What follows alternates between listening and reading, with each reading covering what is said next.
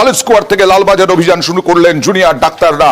আর তারপরে ফিয়ার্স লেনে লালবাজারের অনেক আগেই তাদের আটকে দেওয়া হলো। তাদের দাবি বেন্টিং স্ট্রিট পর্যন্ত নিয়ে যেতে হবে মিছিল। আর 20 জনকে অনুমতি দিল পুলিশ। তাতে পুলিশ কমিশনারের পদত্যাগ দাবি সহ বিভিন্ন যে স্মারকলিপি, সেই স্মারকলিপি জমা দেওয়ার জন্য।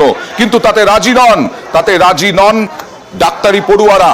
এখনো তারা ধর্নায় ফ্ল্যাশ মোবাইলের ফ্ল্যাশ লাইট জ্বালিয়ে এই মুহূর্তে ধর্না অবস্থানে ফিয়ার্স লেনে।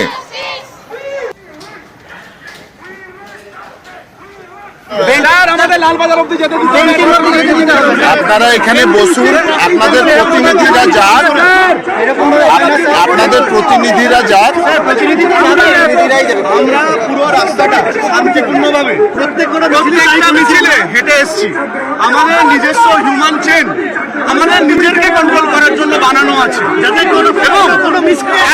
কোনো ঝামেলা, কোনো কিছু আমাদের কোনো ঝামেলা হয় না। এই মিছিলে যারা যাবে ভেতরে তারা অলরেডি ঠিক হয়ে আছে, আমাদের মধ্যে সেই বোঝাপড়া আছে। কিন্তু এত দূরে লালবাজার থেকে গোটা মিছিল আমরা ছেড়ে এগোবো না। আমাদেরকে কিছু দূর হবে না, এত দূর লালবাজার থেকে আমাদের মিছিল। আমরা আমাদের দাবি জানিয়ে দিয়েছি ওনারা লালবাজার থেকে এত দূরে আমাদেরকে দাঁড় করিয়েছেন, বলেছেন মাত্র 20 জনকে, মানে আমাদের রিপ্রেজেন্টেটিভকে ভেতরে যেতে দেবেন, মিছিলকে ভেতরে যেতে দেবেন না। আমরাও বলেছি যে আমাদের রিপ্রেজেন্টেটিভরাই ভেতরে যাবে, এই মিছিল ভেতরে যাবে না। কিন্তু লালবাজারের এত দূরে এই মিছিলকে একা ছেড়ে আমরা রিপ্রেজেন্টেটিভরা ভেতরে যাব না।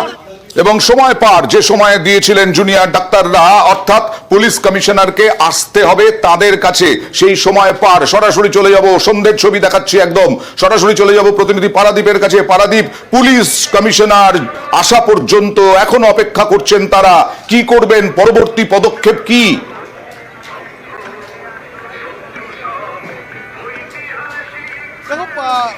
বিকল্প যে প্রস্তাব, সে প্রস্তাব অনেকক্ষণ আগে, প্রায় ঘন্টাখানেক হতে চললো বিকল্প প্রস্তাব কিন্তু কলকাতা পুলিশের কাছে এই জুনিয়র ডাক্তারদের পক্ষ থেকে পাঠানো হয়েছে। এবং সে প্রস্তাব যেটা তুমি বললে, যার পদত্যাগ বা যার অপসারণের দাবিতে আজ এখানে ট্রাম রাস্তার ওপরে, ফিয়ার্স লেনের ওপরে অবস্থান ধর্ণা চালাচ্ছেন জুনিয়র ডাক্তাররা, সেই কলকাতা পুলিশ কমিশনার বিনীত গোয়েল, তাকে এই অবস্থান ধর্ণায় আসতে হবে এবং এখানে এসে কথা বলতে হবে।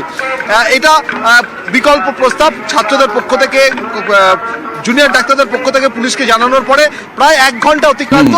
পুলিশও কিন্তু এখন আর কোনো মুখে কুলুপ পেটেছে। তাহলে এবারে জানা যাবে যে তারা কি করবেন। এখনো তো মুখে কুলুপ, এখনো তো কমিশনার এলেন না। যদি না আসেন, পুলিশ প্রশাসন যদি কথা না শুনে, ওদের দাবি না শুনে, তাহলে তারা পরবর্তী সময়ে কি করবেন?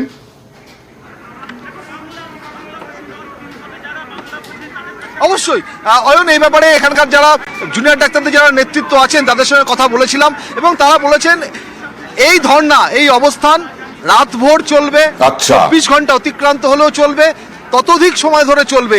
এখান থেকে এই মুহূর্তে ফিয়ার্স লেন অবরুদ্ধ করে যে ধর্ণা শুরু হয়েছে, যে অবস্থান শুরু হয়েছে জুনিয়র ডাক্তারদের, তুমি ছবিটা আমি দেখাতে বলবো, কিন্তু এখানে এখনো প্রায় 2 থেকে 2.5 হাজারেরও বেশি জুনিয়র ডাক্তার তারা রয়েছেন এবং 2 ঘন্টা অতিক্রান্ত, বিকেল 5টা থেকে এখানে অবস্থান ধর্ণা শুরু হয়েছে এবং এখন সন্ধ্যে 7টা বেজে গেছে, ঘড়ির কাঁটায় সন্ধ্যে 7টা। একেবারে 2 থেকে 2.5 হাজার জুনিয়র ডাক্তার এখন রয়েছেন অবস্থানে। এবং এই যদি পুলিশ তাদের দাবি না মানে, তাহলে রাতভর 24 ঘন্টাও চলবে বলে দাবি করেছেন এই জুনিয়র ডাক্তাররা।